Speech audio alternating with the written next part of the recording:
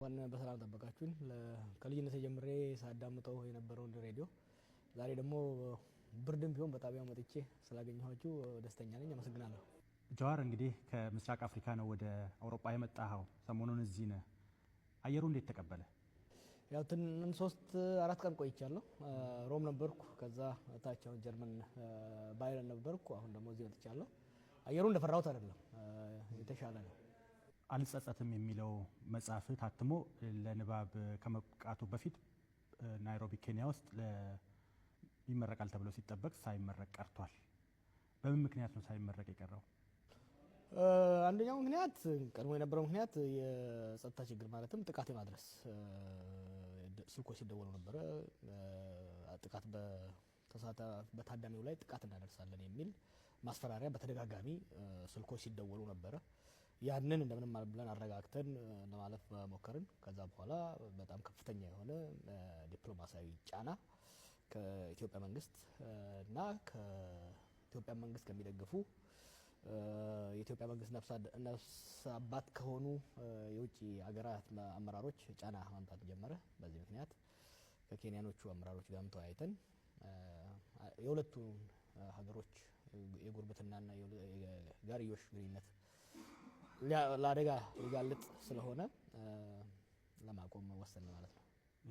እንደዛ ከሆነ እንግዲህ በሰጣቸው ቃለ ምልልሶች ተቀማጭነትን አብዛኛውን ኬንያ ናይሮቢ እንዳደረግ ገልጻል።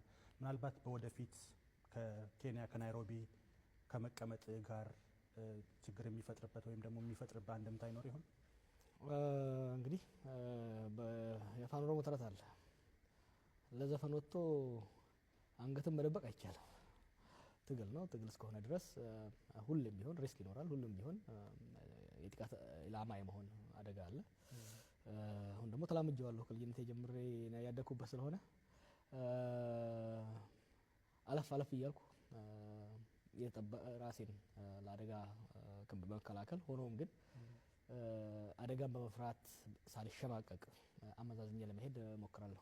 ከቅርብ ጊዜ ወዲህ ወደ ፖለቲካው በንቃት መመለስን ተመልክተናል።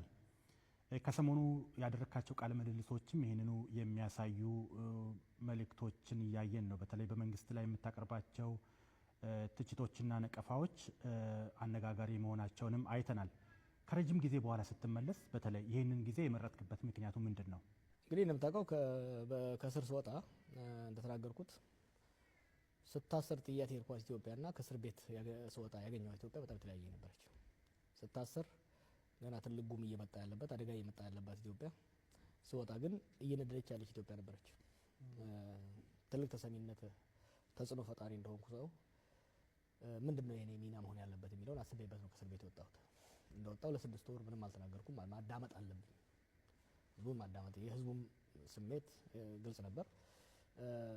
ከዚህ አንጻር የኔ ገንቢ ሊሆን የሚችለው ሚና ጸጥ ባለ መልኩ የሀገሪቷ ወደ ተረጋጋና ሰላማዊ ወደ ሆነ ህይወት እንድትመለስ የበኩሌ ሚና ማድረግ አለብኝ ብዬ ሰራ ነበር።